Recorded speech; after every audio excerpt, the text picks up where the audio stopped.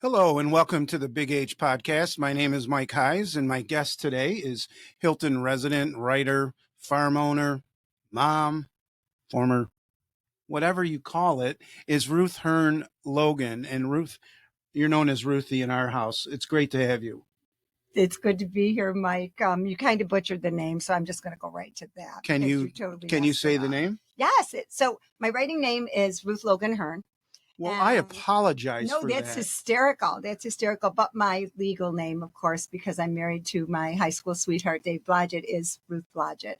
And that's what most people in town know me as. But that alter ego, the writer, slips herself in there all she can. No, and I'm glad you during the course of this podcast, you correct me as you should. And I tried to do some. We tried to do that. This is just what we do. Girl power. Yeah. I tried to, research through my wife this morning and, get names and people and siblings and kids. She's like, am I on the podcast right now and everything? And she, but yes, I'm very good. Kids. So it's Ruth Logan Herne. That's my author name. But you're married to Dave Blodgett, who we'll get into in a little bit. Yeah. Okay. Yeah, I'll give you all the dirt. All right. That's what we want. Okay. Well, like when I start my podcast, I like to find out a lot about the guest. And I think once we learn about the guest, we learn more about what they're all about and what's their contributions to Hilton and beyond. I've watched a few of the podcasts and I like that. I like seeing the people behind the person kind of thing, or the person behind the people. Mm-hmm. Either way. Okay, well, with that said, tell us a little bit about your upbringing, where you're from, your parents, your grandparents, siblings, etc. This is interesting, and it is definitely an overcomer story. So I know that a lot of the folks that watch a podcast or listen to podcasts understand that overcomer stories can be difficult, but they can also be very inspirational. So I was born the seventh of 9 kids to Bud and Mary Herne in the 10th Ward. My mother and father both had severe drinking problems. But that didn't occur until after I was born. So I may have been the curse. You don't know. We don't know. Mm-hmm. But a series of events occurred at that time that I think tipped my mother over the edge. We're pretty sure now she was bipolar. It runs in my mother's family. And while I know mental illness is never a fun thing to talk about, I think especially in today's age when we know so much more about it, that it's important to talk about. It's important to get it out there. So mom kind of fell apart by the time I was age 5. And we went through the suicide attempts, the massive depressions, my dad's drinking. So it was, you're going to say that's a rough go. And it was, but I was surrounded by people at Sacred Heart School. So I was a Catholic school brat, admittedly, and I loved it. Absolutely loved it. So those people were my strength. They were the ones that lifted me up, encouraged me, praised me. And I also had an aunt who had married but widowed, and a grandmother who did the same things.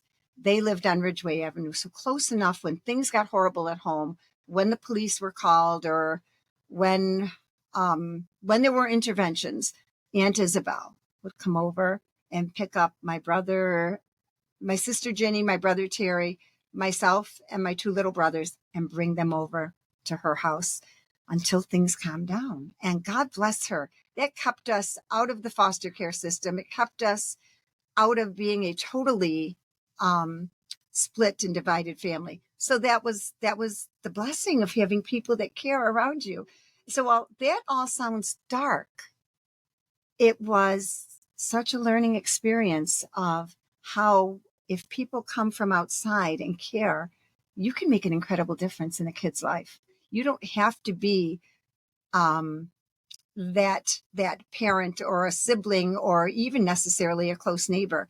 Sometimes the people that are that little bit distant, whether it's a teacher or a coach, and And I have to say, teachers and coaches, I love them, and librarians, because they were there for me all the while. So that was the early stuff.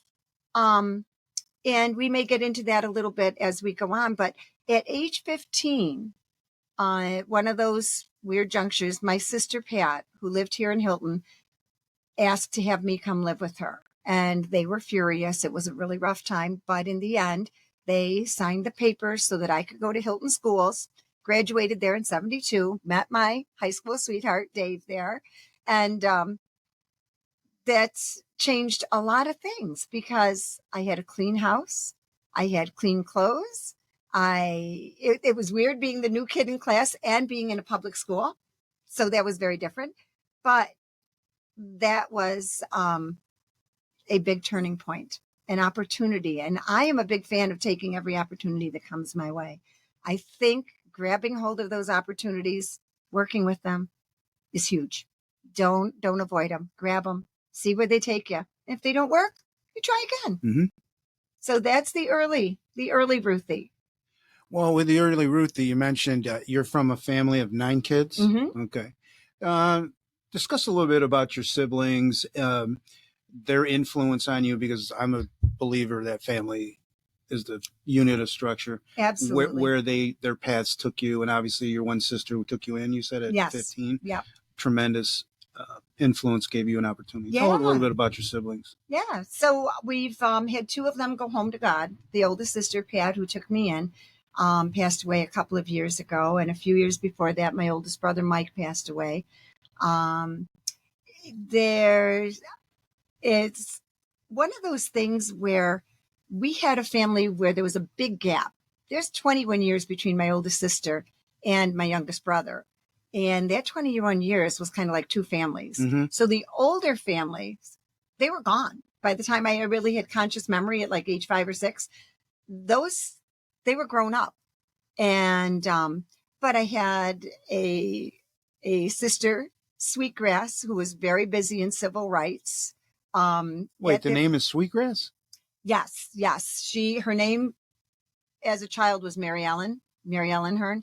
And she just, as she got into, okay, can I say hippie? Sweetgrass Sure. is a hippie, and Yeah. she is an avowed hippie, and that's fine.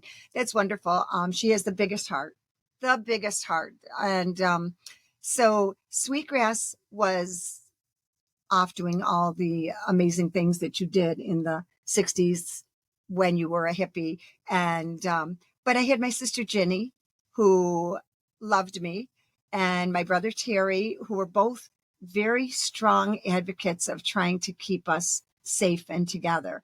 And that was very important at that time. My sister Ronnie, God bless her, she has just come back to this area after 50 some years away. She served as a captain in the Air Force in Vietnam, doing missions. And she was a nurse, an Air Force nurse, and an amazing person. So I had a lot of good examples, people that stretched and moved up and out. And that's a help. That's a help. It was tricky once I moved to Hilton, though, because there was a separation. They weren't necessarily driving at that time or had a car.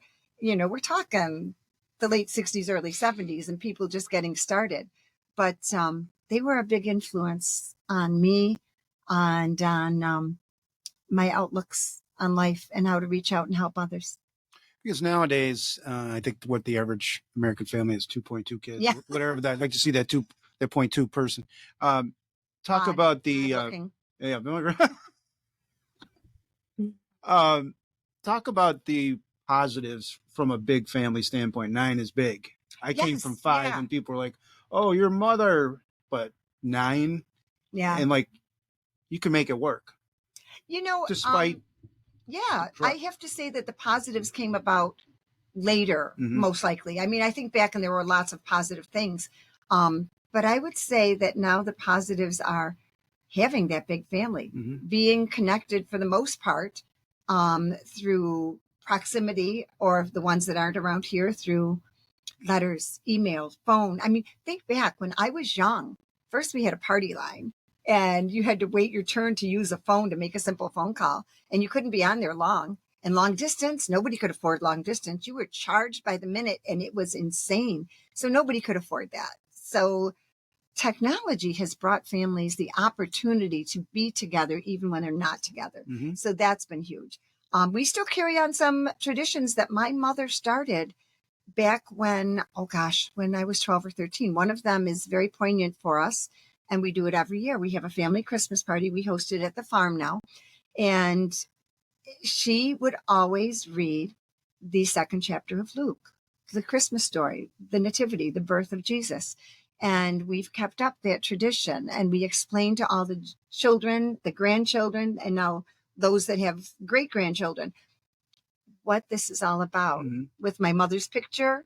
And they don't need to know all her troubles. Mm-hmm. That can come later when Mm-hmm. they need to understand that there's a genetic problem in the family. But it doesn't need to come when they're young. So we do that reading. They have an idea of who their grandmother or great grandmother was. It's beautiful. Half the room cries, and that's mostly the girls. And it has brought us together because we've kept that going for, over 50 years. Mm-hmm. And that's a wonderful thing. So that tradition is there. Also, because we've all had kids and we all love sports, and you can appreciate that. Our kids have grown up playing sports together, or playing sports competitively, apart on opposite teams. And we've seen all the goods that sports, faith, home, love can do for kids. So that's kept us as a unit. Wow, that's great. Not just girls can cry. You made me tear up a little bit about that Luke talk, but that's wonderful. You kind of, I'm not gonna say you glossed over, but I'd like to go back a little bit about your early education at the Catholic thing. So like that before you got into the public school system, what was it like being Catholically educated? I don't know if I said it right. Yeah, that's fine. So I can only talk about my experience, Mm-hmm. because I know it varies. I hear people and their funny stories or horror stories or Mm-hmm. whatever about the sisters. I am a good friend still with a lot of the Sisters of St. Joseph. Mm-hmm. I support them monthly, intentionally, financially. And I go to some of their events because those women helped shape my life. Mm-hmm. Those women gave back to a community in a time when it would have been very easy not to. Mm-hmm. And I always looked back historically at what the Catholic Church brought to America. And primarily, and don't get Father Cantonese, Father Joe, don't get mad at me, or you either, Father Steve. But it was those women, Mm-hmm. those women building hospitals, those women building missions, those women building schools, incorporating everything. They were amazing. So I look back at that historically, and that was my experience at Sacred Heart, is that those nuns, sisters, and the lay teachers were wonderful. They were wonderful. They weren't perfect. I don't expect perfect. Nobody was. There's only one person. Exactly. I'll give that honor to Jesus, and that works for me. But I also found the level of just strict education was amazing. The level of what they presented to us via textbooks, via learning, via lectures, via hands-on projects was amazing. Now I'm going to tell you, I'm smart. Mm-hmm. This may make a difference. I don't think they had the staff or the abilities, if you had somebody with severe learning difficulties, to be able to do that well. But I think if you had average to above average intelligence, you soared. Mm-hmm. And you soared because they expected you to soar. Mm-hmm. They wanted you to soar. They wanted your success. So Mm-hmm. that was my experience. And I went right through to Nazareth. God bless my sister, Ginny. I've got to get this in here. Mm-hmm. Ginny was working, still living at home, working at Kodak at that time. Ginny is 7 years older than I am. I was a freshman at Nazareth, and my parents demanded that she pay rent. Now, I'm just going to say, this was not a place that you would think you would want to pay rent for. Mm-hmm. But Jenny said, okay, I will pay you that money each week to live here. And they said, well, we need it for Ruth's education, for Ruth's tuition. And she said, okay, I will do that. But Jenny did not give them the money. Every month, she took that money down Lake Avenue to Nazareth Academy and paid it in the office so that, see, now I'm tearing up. so that my tuition was paid and I didn't have to think about it. So those sacrifices, you never forget. No, you don't. And, my mother had 5 kids and she says, we're going to help with the first 4. And we were just hoping that by the Yeah. 5th one of you guys could come through and, help out with the 5th. Now, when your experience, I think with the structure and the expectation of your Catholic schooling, I think that should be demanded of anywhere. And I think you could take any type of kid. See, and are we if you going to do get in that, trouble if I agree and say that I would love to see voucher programs and schools of choice all over so that people can choose and have that hope in all these cities of that kind of education. And this is not dissing teachers, because most of the teachers that know me love me and I love them. But that idea that competition breeds success. And if you have to compete for the kids, you're going to up your game. I mean, we all do. You know, you're a coach. I coached soccer for a lot of years. If you're going to meet some tough competition, you up your game. You're more careful about who you're putting in at this position or that position because you know it matters. So I think that's just common sense. No, and you're never going to get in trouble saying anything on my podcast. I'm a public educator, but I think, the voucher system, if there's any type of institutionalism, it could be revolved around the educational system where kids are stuck in a certain area because of their address. And, Hilton's starting to get a little bit better with urban, suburban, and, that type of thing. And gives kids an opportunity that they probably because I'm a living example. I am a living example of what that strong education did for a kid that was, from a really rough circumstance. And so I think that's indicative of what can be accomplished. And, it's not every kid's going to have the ideal family or parents that are involved or parents that are running them here or there. A lot of kids will never have that opportunity. But if that education surrounds them with the very best it's got in every way, shape, and form, you make a difference. You might not see it right then. You make a difference. Now let's go. When you went to Hilton, you said at age 15, was it? I was a sophomore. The middle of my sophomore and year. that's where you met your one and only. Yes, Talk a little and I was the new girl in town. So talk to me a little about what that was like, being the new girl. It was weird. Getting enculturated, making your mark, influential people. And sometimes your influential people may have been people that you combated with or whatever. Talk a little bit about that. So it's funny because, again, a lot comes down to teachers. And interestingly, and this is not damning anyone by any means, but girls in high school and junior high can be jerks. That's just how it is. And there was a lot of those funny, weird little petty jealousies and snide remarks because I started dating Dave, I think within 6 weeks of being there. So it was not long. But most of the people there were absolutely wonderful. And I tended to affiliate more with the girls in the class behind me because one of my neighbors, Michelle Pecoraro, was from the class of 73. And I found that we just all had a lot in common. We were just kind of normal weird, rather than, I wasn't part of the in crowd. I would never be part of the in crowd. It just wouldn't fit. That was okay. And there weren't sports back then. I celebrate these girls and what they can do today. This is huge. When I see what Mallory can do, I was at the Hall of Fame induction ceremony 2 nights ago, and it was wonderful. And I stood up and got to clap for Marge Wyant because she was my teacher. She was instrumental in getting girls teams going and working with people and encouraging. Those voices for women need to be heard. Those voices for women changed the history right then and there. And I was part of that. I was part of seeing that, part of living it. So when people don't take that seriously now, I just want to smack them because no, we worked for those rights. People passed legislation to give us those rights. Don't mess with them. Just don't do it. It's not cool. So the teachers I had were wonderful. I got to be part of the newspaper that we were publishing back then, which obviously being a writer now was, and Mrs. Oh, I'm going to mess this up.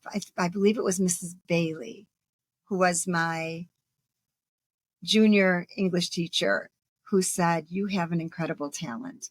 And she echoed what my freshman English teacher had said, "Ruth, you've got something special. This is going to take you someplace someday." Those words, because I couldn't write for 40 more years. There was no time. There were kids. There were jobs. Those words kept me with that in my head that someday you're going to be a published writer. And so going into the public school was different. There were boys. Obviously, I snagged one right off. There were boys. Wasn't going to let that one get away. And there were different activities. So that was a cultural experience, riding a school bus. I walked to Nazareth. So it was different. Then I got a job at the Super Duper. So the Super Duper, for all you guys that don't remember, that aren't ancient, is where Tops is now. So the Super Duper was there. The Big M was up what's over there now? Isn't it the credit unions there? The credit union and a life fellowship, there. a church. Yeah. Yes. So that was, before it was Ben Franklin, was the Big M. So Dave worked at the Big M. I worked at the Super Duper. It was kind of a competition. Of course. And so we went through all those, and just having a job, having my own money, being able to do things. You grow up. Sure do. You grow up. Now, you kind of touched on it a little bit.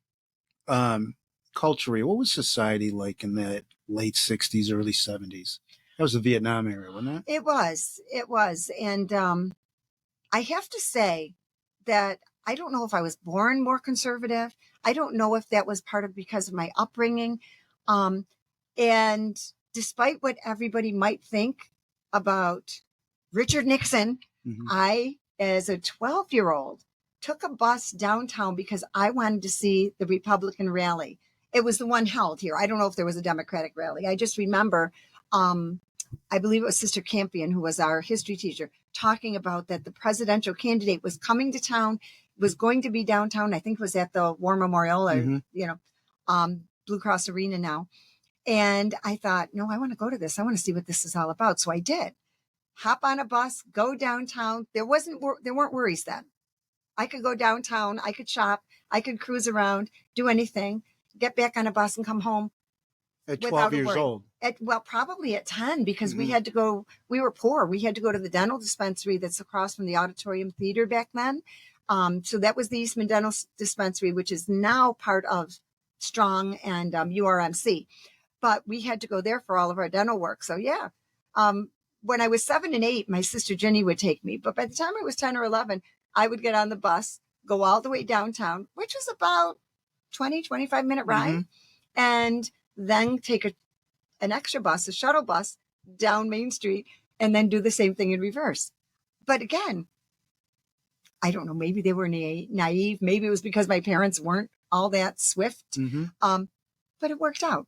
And I got dental work done for a quarter. It's good. So yeah, it was the Vietnam era. And I was surrounded by, let me just say, more than the Vietnam era, I was living in the 10th Ward, just this side of the Genesee River, when the riots were breaking out across the Genesee River. And my sister, Mary Ellen Sweetgrass, went over there constantly. I don't know if she lived there at that time. I honestly can't remember that. But she was over there working for civil rights all that time. And there was violence. There were terrible things happening. It was the civil rights era where riots were becoming way too commonplace. But change needed to happen. And I understood that change needed to happen, that you had to be able to be whatever person or color or creed you were and walk down the street unaccosted like I was able to do. So that was one side of that existence. The other side was Vietnam was going on, and people in colleges all over were pitching their own demonstrations against that. And there was, the make love, not war, and peace, dope, love kind of thing. I stayed away from all of that. First, an incredible respect for the fact that I got one body, one. Mm-hmm. It's up to me to take care of it. Mm-hmm. Now, some folks will say, well, that's like a Catholic teaching, your body is a temple. I think it's common sense as well for a normal person to say, no, I've got to take care of my body. So I wasn't a drinker. I did smoke for a while, Okay. but no drugs. That whole scene just scared me. So I shied away from that. But the culture then was mixed because you had all of that going on.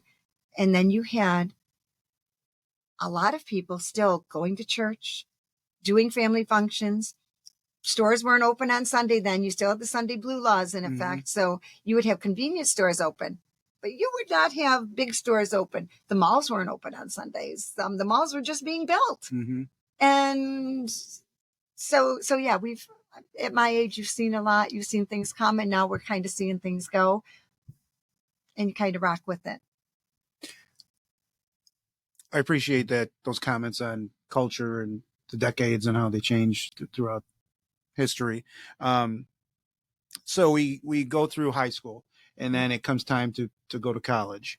Did you know at that time I want to go to college for writing? How did you end up picking Nazareth, and how was that experience? Okay, so Nazareth, I the was the high school. okay. I did you not go to college. Oh. No. Oh, I went right to work outside of school. Well, let's First, go to- I was a directory assistance operator. 411, may I help you? mm-hmm. What number are you looking for? Mm-hmm. So yeah, that was funny. I was there for 6 months until I got into Kodak, and then I was there for a couple of years and then started having kids. In between there, Dave and I got married. So that was nice. We actually, because we saved, oh my gosh, we were so frugal. We didn't go out much, but we saved, and we were able to buy our first house down on Clearview Drive off of Lighthouse Road when we were 19 years old. Okay. And I'm going to tell you, it was 10% interest right then, I believe. And we had to put a third down and pay closing costs. You couldn't take out loans for anything. But we had saved enough, and values were much less then. So that was a smart thing to do. But so not going to college was one of those, I look back and I think, you know what? Things would have changed a lot had I done that, because I'd gotten a nursing scholarship, a Regent scholarship for nursing that I could have used at a nursing school. And that was my intent. But then I decided to go to work instead. So there's pluses and minuses there. I was able to have 6 beautiful children, and I wouldn't have had Sarah or Matt or Seth had I gone to college at that point. But, and I say this very seriously because I did not have any amazing skills then, and there wasn't time to write when you're raising babies. That left me with a whole lot of hairnet and name tag jobs over the years, multiple ones.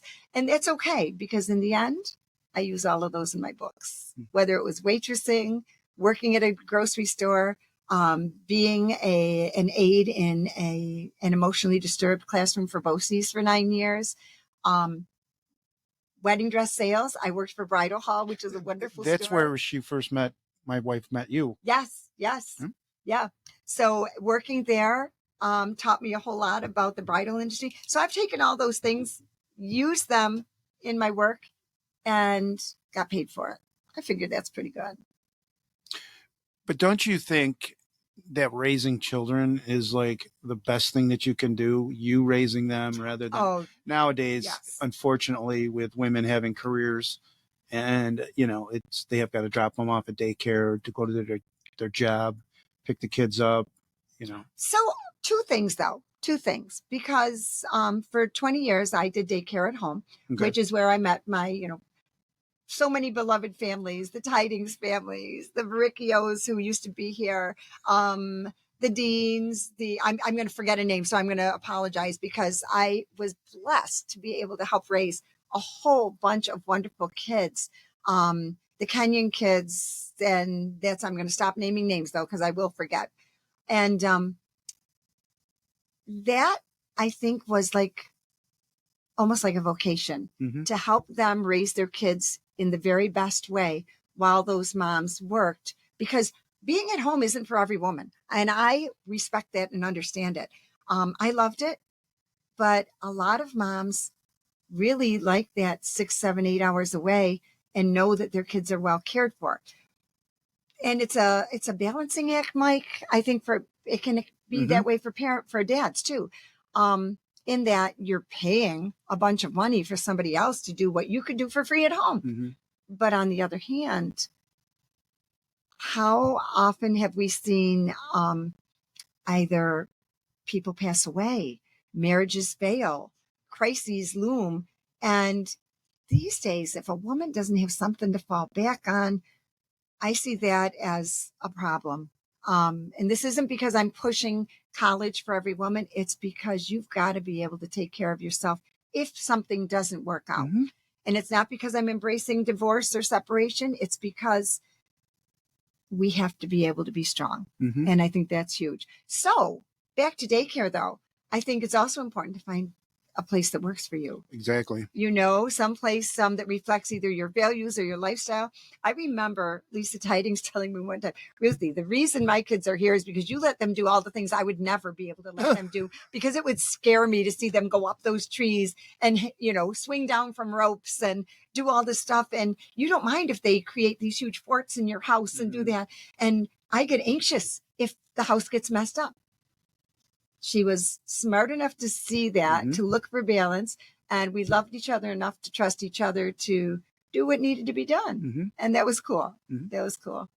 Yeah, I think your point about refining a place that reflects your values to put your children in your most prized possessions. Yes. And your point is very well taken about you need to be able to support yourself. God Mike, forbid you make anything good else. coffee. Oh, thank you. Thank Folgers. And I wasn't aware that you had raised, that you were a daycare. I don't even know if that's the proper name for it. But and it doesn't matter what we call it. But when I left BOCES, I could see how difficult the school situations were getting. And this was in 2000.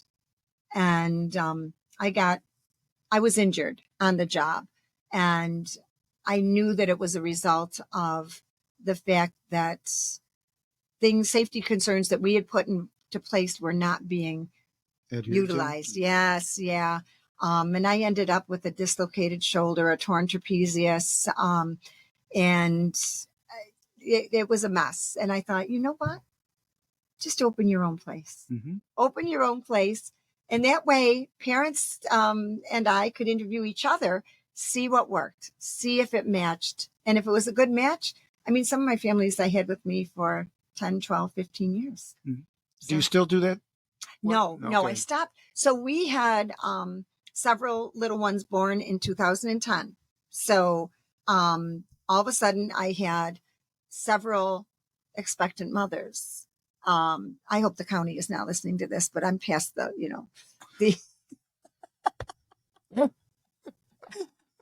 I'm sure the time limit is up on this. But anyway, so I was like, okay, did you guys not think to call each other?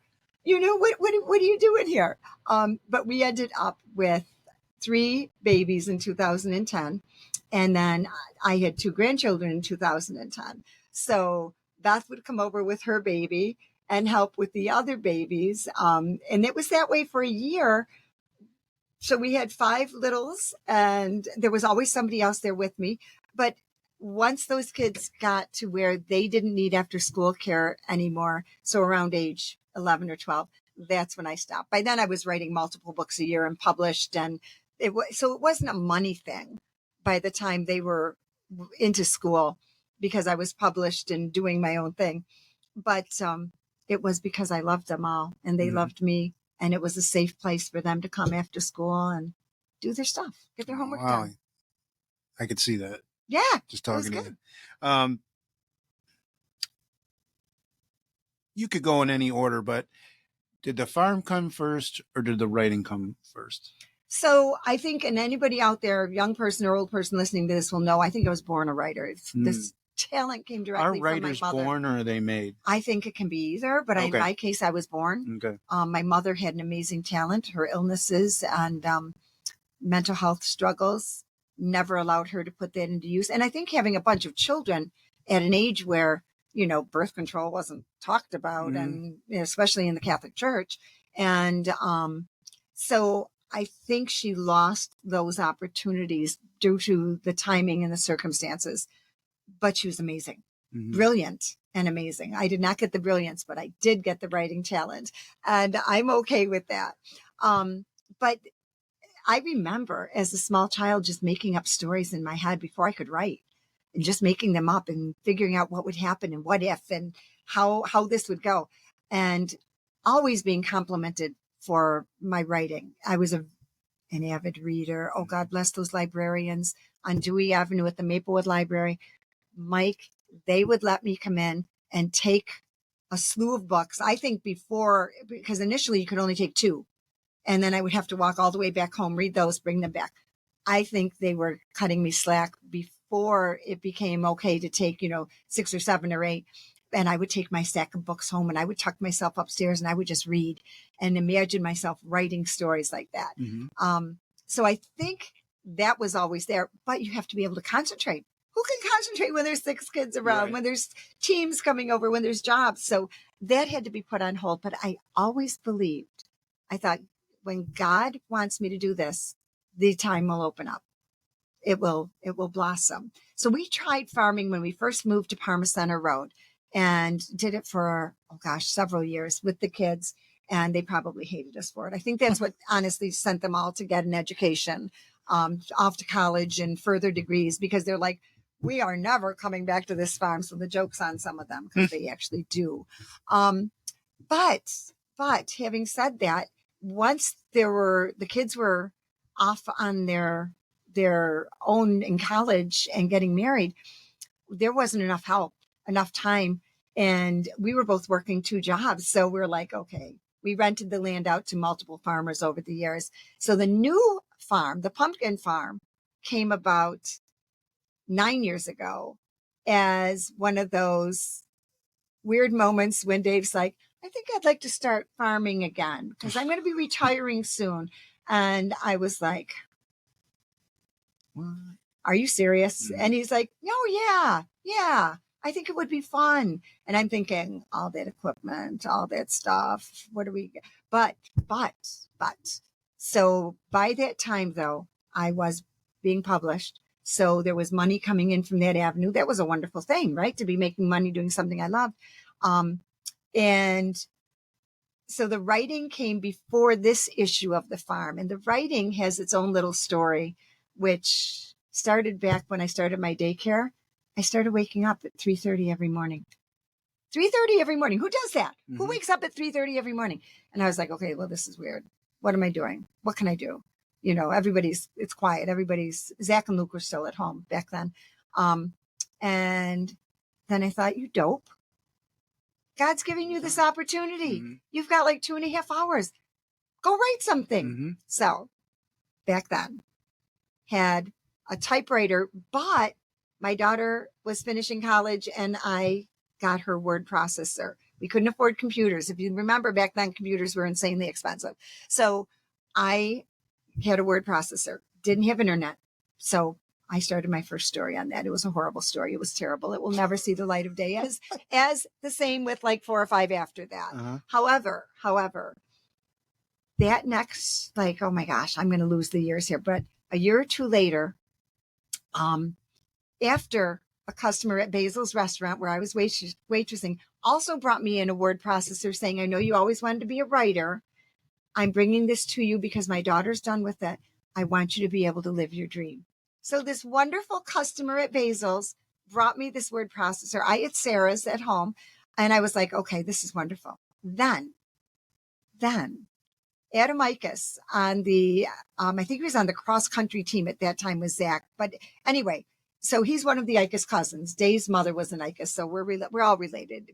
Half of Hilton is interrelated. I'm just going to throw that in there. And when it comes to farm families, probably more so. But Danny Ann Ickes sent over a little laptop with Adam. And he said, I told my mom you wanted to be a writer. So here's we are getting a new computer. Here's our old one. What? This is like amazing. It was a computer. It worked. I called and got another phone line and I got AOL. I had internet. It was so funny. So funny. I mean, I look back on it now and that was huge. That was huge. So I put it up in the attic. I would work up in the attic when I didn't have kids there early in the morning. There was no heat in the attic, by the way. So, but it was a start. And then I started saving money to get my own computer, to upgrade. And of course it was a big desktop, that went into a little bedroom. But that's how that all began. I look at those as Holy Spirit moments because I didn't open those doors. God absolutely, positively opened those doors for me. And it was, 8.5 years before I got the call that I would be published by a, royalty paying publisher, by Harlequin, by Love Inspired. But I never quit. Every day. Every day, I am up early. I am down there. I am writing or editing. And I'm still writing books. So I am living that dream. Now, though, back to the farm, because here's Dave. No, I'm going to retire in a couple of years. And I'm like, okay, all right. So the first 2 years were horrible. I'm just going to say that out loud. Horrible. But we were doing vegetables. We were trying all the things and stuff didn't work the same way as it had 20 years ago. And we were like, okay, we got to learn some new tricks here, some new things. And then my daughter, Sarah, we were down there visiting for a Halloween party they throw, helping them with it. And she said, guys, what are you doing? Concentrate on fall. She said, do you know what it costs me to take my kids to a fall farm down here? $15 a head.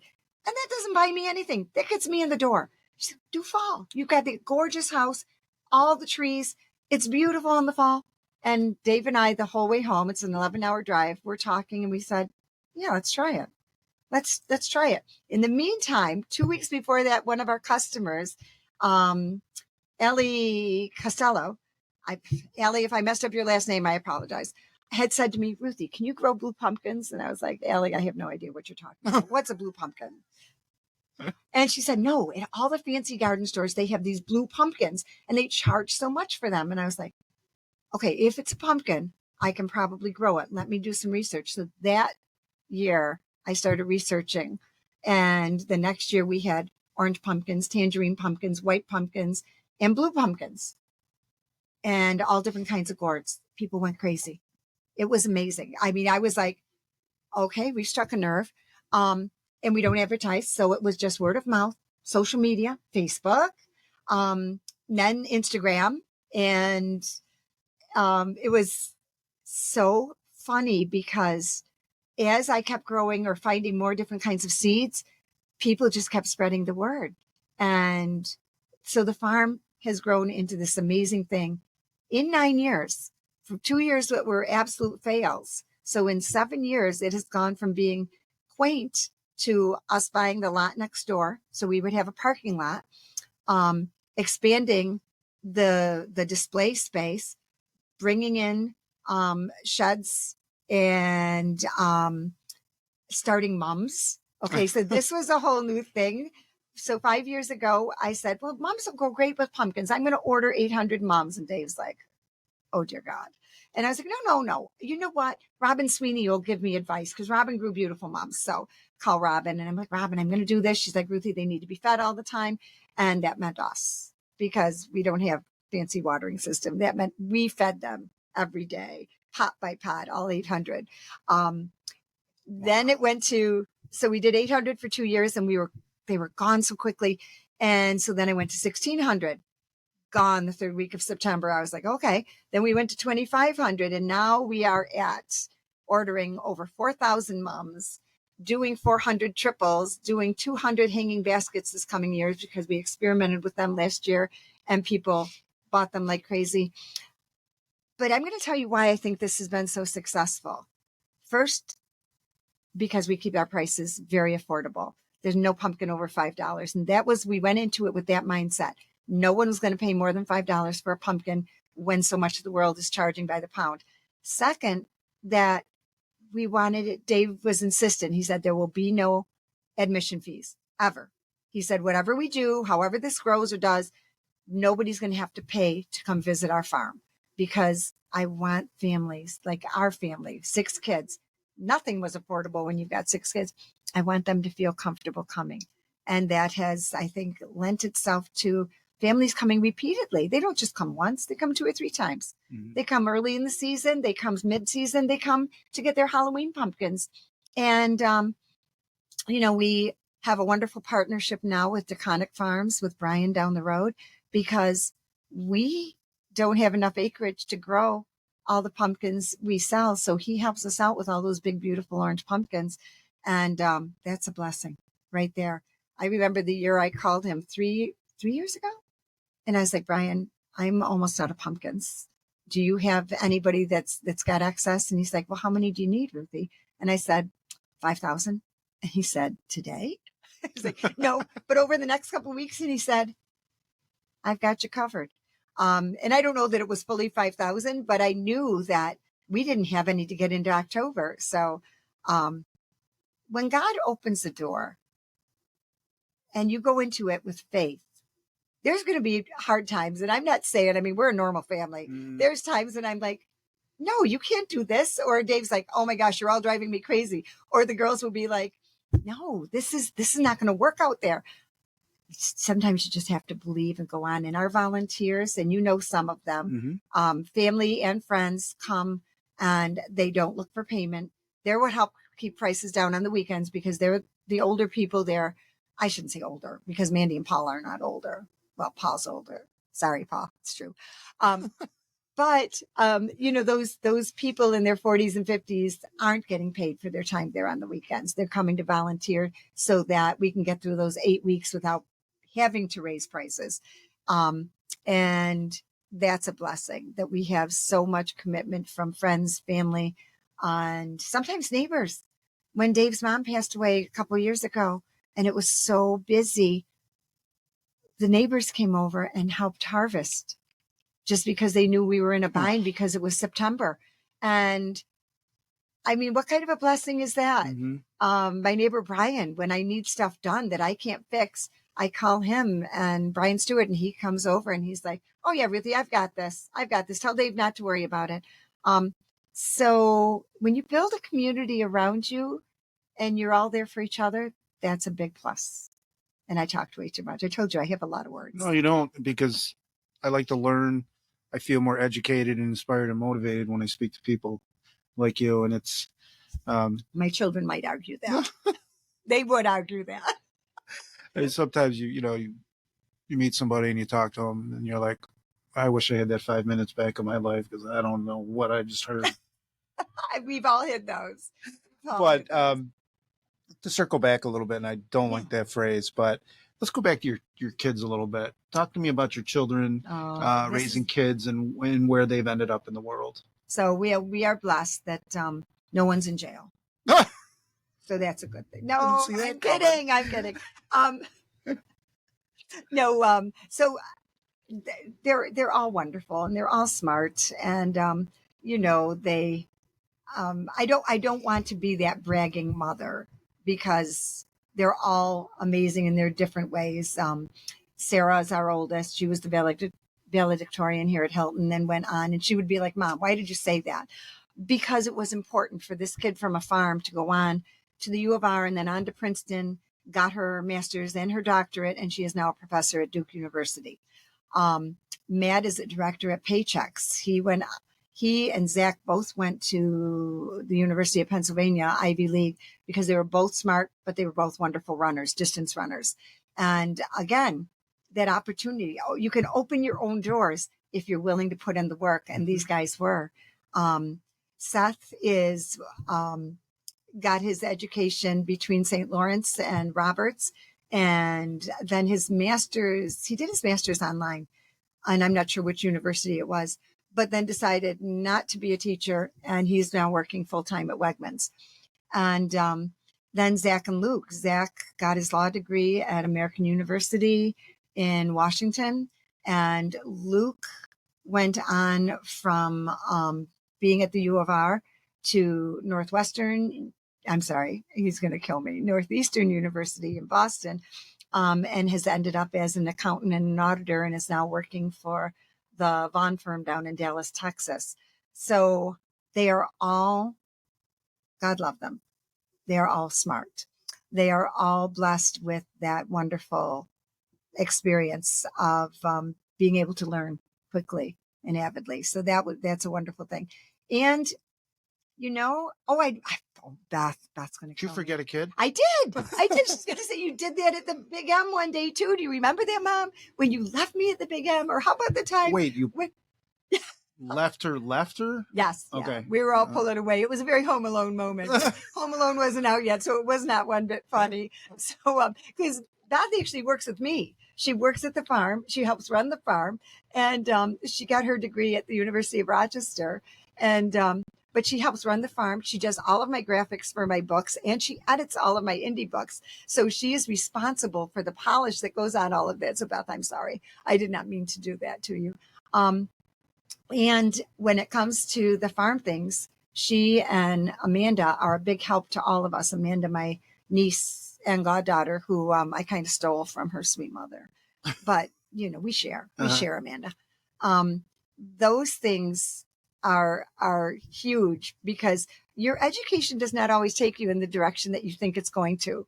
And for Beth, it didn't. She got her education there, but went on to be a youth minister and met her husband doing youth ministry across the country as a missionary and brought him back. So we wanted to bring in some, different genetics into the gene pool here.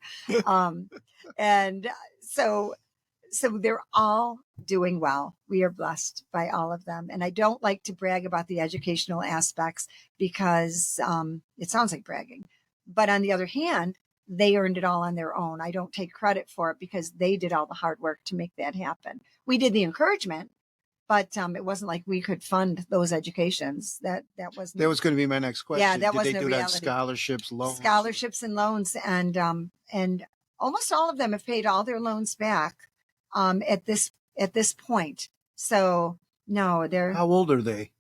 Oh gosh, that's going to give you an idea into how old I am, but that's okay. Well, I know how old you are. Yes. And it's an even number, right? It is not. I'm 69, so you were close. I was going to round 69. up. Yeah, no, yeah.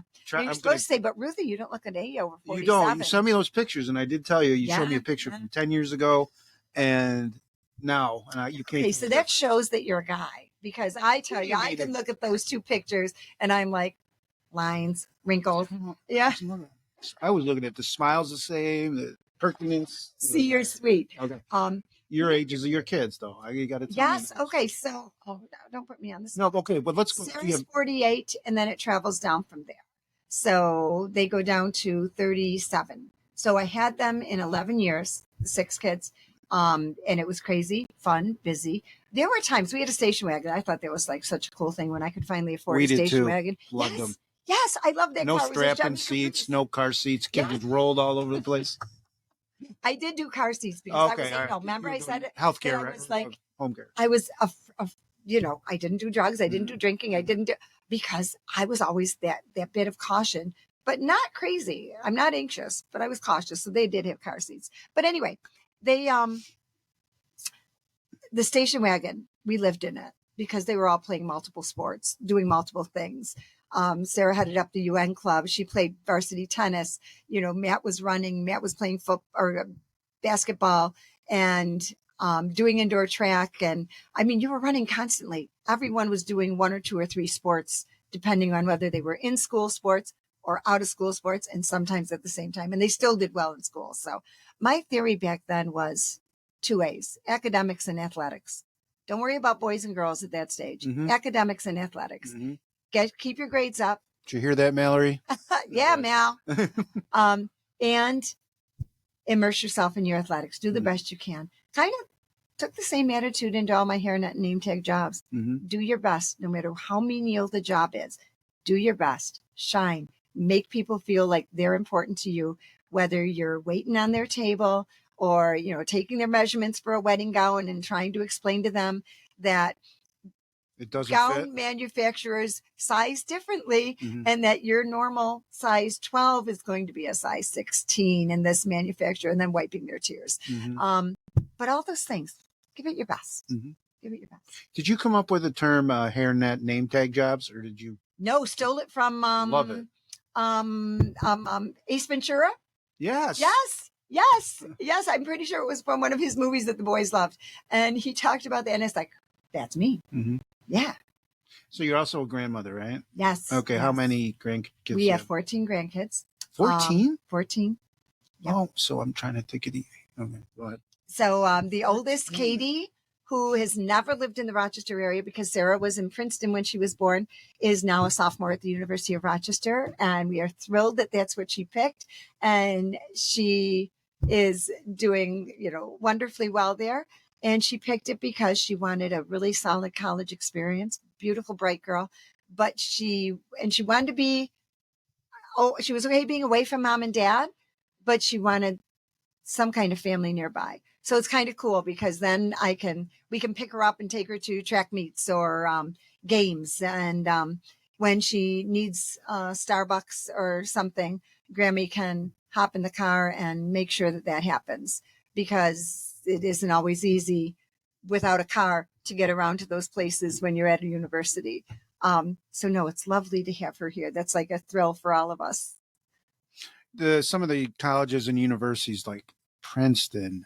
Oh, one's a professor at Duke, U of R, UPenn. I mean, that's Ivy League, right? Yeah, yeah.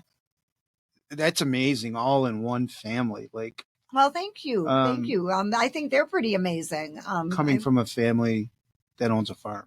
Well, and I don't mean that as a shot at you, but like, that's incredible. And I think when we started the podcast, and I don't think I needed you to tell me, you said I'm an intelligent person. I think your husband's probably a smart guy too. Oh yeah, yeah. And then it's transferred down to your kids, yeah. And that high expectation leads to high results too. Yeah, I agree. And again, that comes right back to that Catholic education and looking around and seeing what worked for people, and high expectations and encouragement and love. Those all go hand in hand. I mean, you can't have high expectations and be a jerk, because that's not going to help anything. Right? I mean, some of my students have said that about me. Oh, well, Mike, I can believe that. Oh, and before we go any farther, I do have to get this in because I've been thinking of this all week, Mike, just because your name is Mike, because one of my favorite commercials is, what day is it? What day is it? Mike. Yeah. I'm sorry. I had to do that. Yeah. Zach said, please don't do that. Mom, don't. I was like, Zach, I have to. It's Mike. Well, and then I hear these, I'm watching Mallory's games and I hear these, Mallory. Oh, that must be you too. That is me. I have a big, okay. My children used to say that you could hear me on a cross country course. This was not necessarily them complimenting me. I want you to know that you could hear me on a cross country course across the park. And I said, well, that's because I pick my times to cheer for them, because I know when they're off in the woods and they're thinking this is too long, too hard, that if they hear somebody cheering for them because they're away from all the people, that will be their impetus. There's like, Mom, that never once happened. That they're lying. Of course it did. Well, getting to cross country a little bit. I mean, there's sports that they all require dedication and talent. When you're running that long distance, like, describe to me a little bit about maybe your kids' triumphs over that, and like just mind over matter at sometimes when they're doing that sport. Because I'm not the runner. Dave is the runner. Dave was the runner. That's where that talent comes strictly from Farmer Dave, because he loved running. He used to run when we were young and had kids, and the kids were young, and he would do marathons and he would run road races. So I can't take any credit for that. But I can take credit for, driving the car, getting them going, and being there and cheering. And so that is a dedication. It is. When we first started with track, so Matt was always this gifted runner, always. And when he was a sophomore in school, I think it was Carl Demo, who I loved as a teacher, and God rest his soul. He was a good man. Carl said to him, Matt, I apologize if I get this wrong, something about Matt, you're not working up to potential. He said, you're so smart. Could you, work a little harder in my class? And Carl did this wonderful honors English.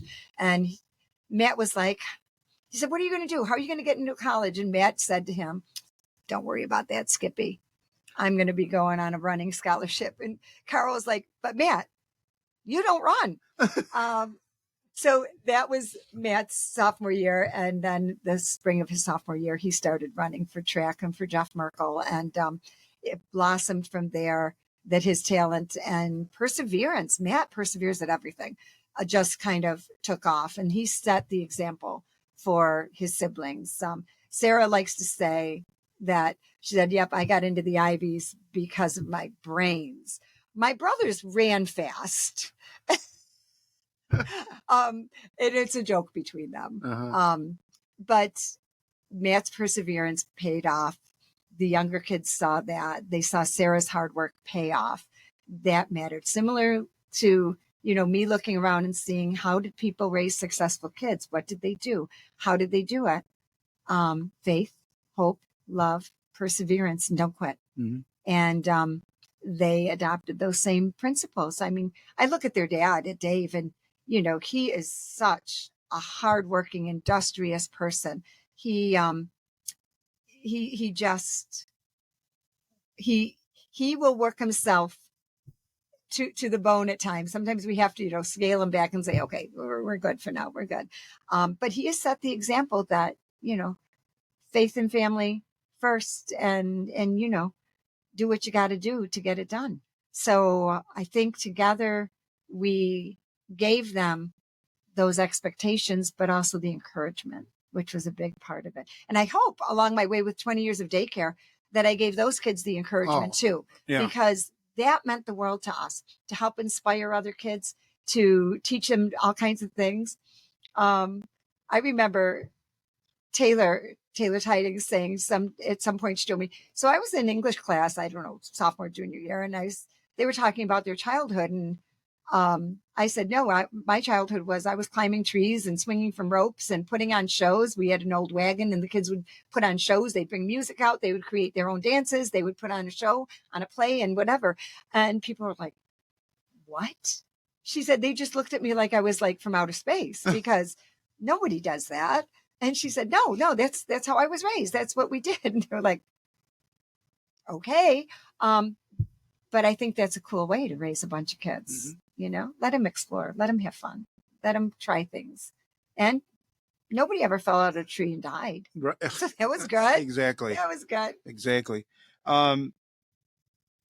Before we finish up, what do you think's missing in today's culture? We talked a little bit before the podcast, and I just feel, speaking to you, everything is so grounded, and there were hardships along the way, from a tough raising with parents of alcoholism and bipolar and, lack of money and everything, but you've made it, and it hasn't been easy. Thank you, Mike. You're welcome. How do you see today's culture? And if you would, if you had that bully pulpit, what would you say? Oh my goodness. Oh. And I don't mean that you have to be preachy or lecturer, but honesty matters. I think it's really important as we look at what social media and what AI is able to do to our perceptions and conceptions today.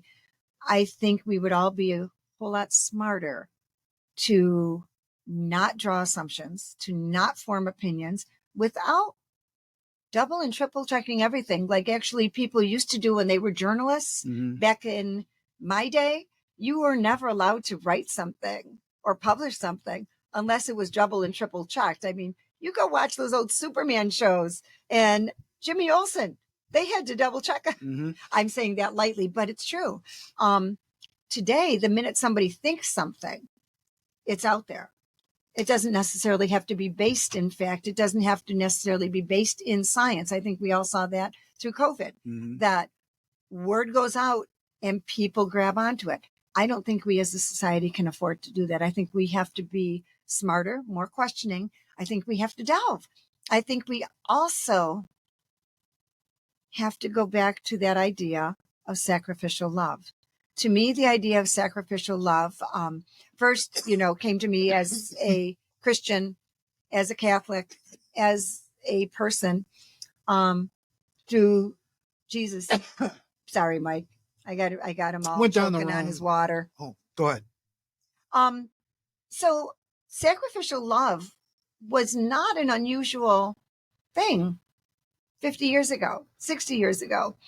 Somewhere along the line of the 60s into the 70s, it seemed to me to start to erode.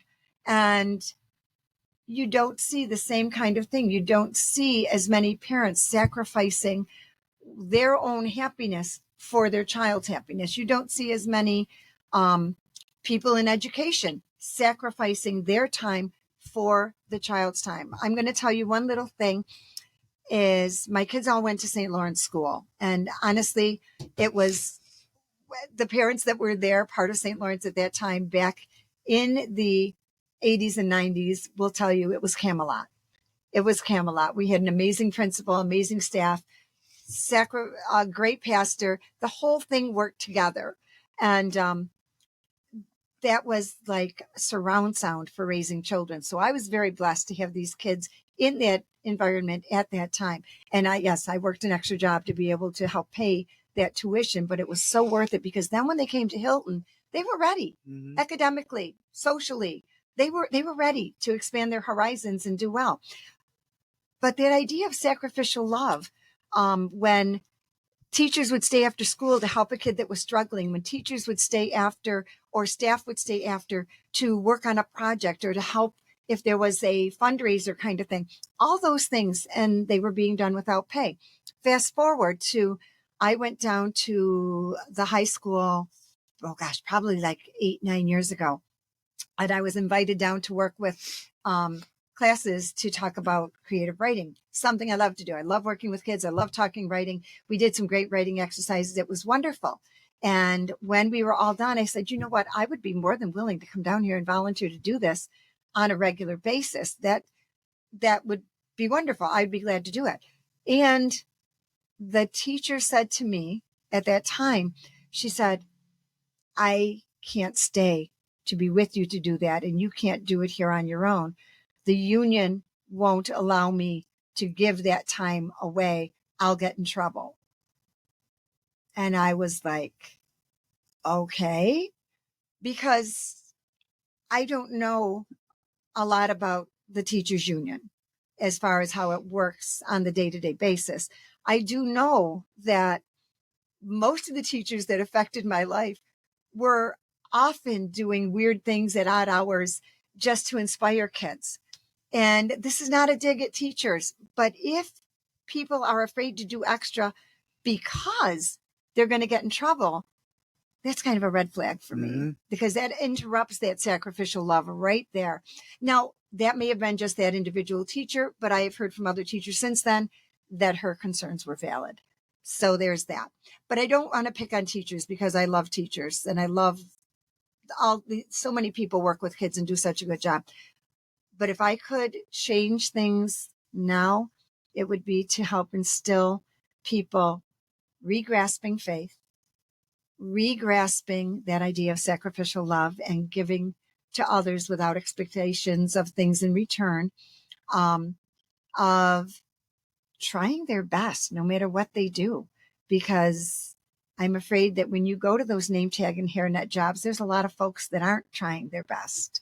And I think that's a stepping stone to doing your best later on. And you being kind, reaching out to others, not being judgmental. So that's what I would be advised at this point. Well, as we close up the podcast, it's been wonderful. I first became aware of you, and I might lose it, during Lisa Tiding's struggle. Yes. And my wife had a celebration of her life fundraiser. Yes. And don't stop believing. Exactly. And the self-sacrifice that was around that night and took all the power and the hours into it. And the way I viewed Lisa was a very self-sacrifice, love type of person. Agreed. Talk a little bit about Lisa and what she meant to you and her kids. And all right, I'm going to try not to get emotional here because Lisa wasn't perfect, but we none of us are. Again, we've already said that. There's only been one. She was an amazing friend, an amazing mother, an amazing person. She was one of those, maybe this is why we got along so well, because she was an Energizer Bunny. Oh my She God, helped yeah. at church. She helped with productions because Taylor was in productions. She was running around, getting McKenna to the various sports that McKenna was into. She was always helping at school, doing things at school, taking on extra at school, working with kids at school with difficulties. And Lisa was never afraid to challenge them and say, oh, no, I think you can do better. Mm-hmm. So let's try this again. Okay. Mm-hmm. Lisa, when she and Jeff first came and interviewed with me for a spot at daycare, the daycare was new. I was fairly new, but I'd raised a bunch of kids. We had all those college credits to throw out at people and make it seem like we were smart. And we live in a 169-year-old house. Those of you who have been to the farm know that our house, it's a great old house and it's ancient. And so we get snakes in the basement on a semi-regular semi-regular basis. Yes. And this time, so Taylor was born in May. They're interviewing with me in July. And Lisa was going back to school in September. And all of a sudden we hear Beth, who is down in the basement, boys, there's a snake. And Zach and Luke come running down the stairs, I think with golf clubs, baseballs, bats, I don't know. But I think it was golf clubs because Luke liked to golf. So they come running down the stairs and they run down to that basement. And I'm sitting here holding this brand new baby. She's like 6 weeks old. And this young parent, I'm thinking, okay, this is dead in the water, absolutely dead in the water. And they go down and they're like, oh, we got him, Mom, we got him. And they come up with the snake on the golf club and they carry the snake outside. And I'm like, dear Lord. And you still got the tidings, kids. Oh, my stars. It was funny because Lisa said later, she said, on the way home, Jeff and I talked and he said, you know what? I like that those brothers ran to their sister's aid. If she can help raise our kids to do things like that, I'm all in. And it did help that I was good friends with Jeff's aunt, Meg Henning, who said, oh no, if you get Ruthie, you are blessed. So grab her while you can. And they did. And that became my road with Lisa. And we became friends, gosh, from early on. She knew all of my funny antics and she was okay with me doing all kinds of weird things with children, letting them explore their surroundings. And she was fine with that. And that I encouraged them. But as we got to when Brody was born and her cancer was diagnosed when Brody was 14 months old, that was a turning point. So here was my beautiful dear friend at 36 years old with cancer in her breast and 4 beautiful kids and a prognosis that could be all right or could be life-threatening. And at that point, I knew that God had put us together because we were going to walk this walk together. And we did. Lisa went through her treatments. I kept the kids. Her mom came and helped when she could, when Lisa was going through surgeries. But that year, Lisa and I spent, as she was going through chemo and radiation, so much time on our side porch, sitting there rocking babies. Because remember, there were those babies in 2010. Mm-hmm. Mackenzie wasn't with us anymore, but we still had, Beth would come over with Eli, and there were still 3 little 14, 15, 16, 17 toddlers. So, and we talked about everything. We talked about faith. We talked about love. We talked about these children. We talked about the future. And at one point, Lisa said to me, I know God put us together. She said, I know that all along. She said, I think you and I were actually in heaven. And he said, okay, Ruthie, this is going to be your life. You're going to have a horrible childhood and you're going to have to stand up and be strong. And Lisa, you're going to face cancer later on that's going to be threatening your life and no internet connection. Oh, did you stop?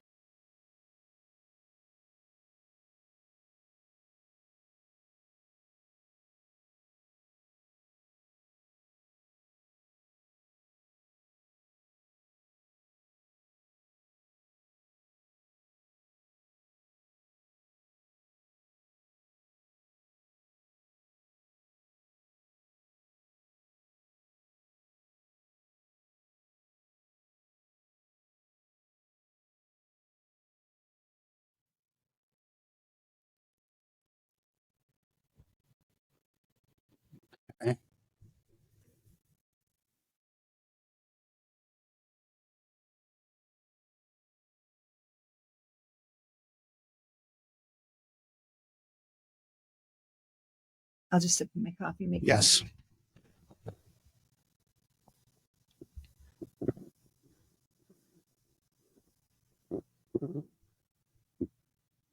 I just hope what we were doing before, I hope that already uploaded. That's my only concern. Oh, I hear you.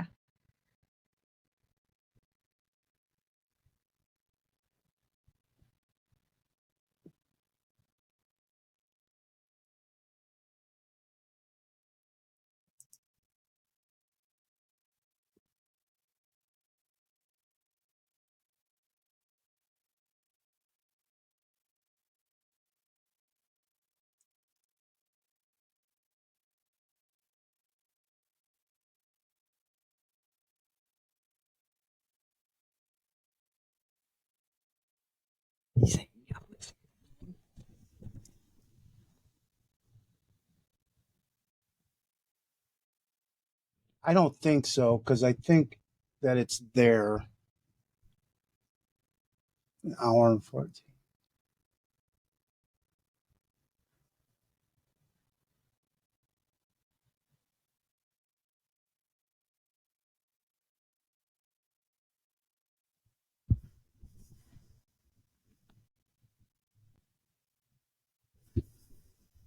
Well, this is, see, because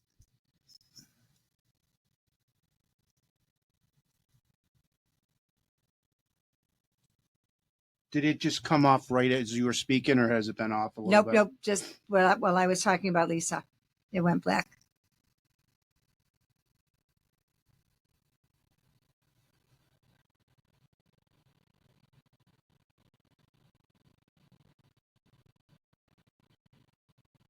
Just see it, this uploading as long as we get to 100 there, and then Yeah.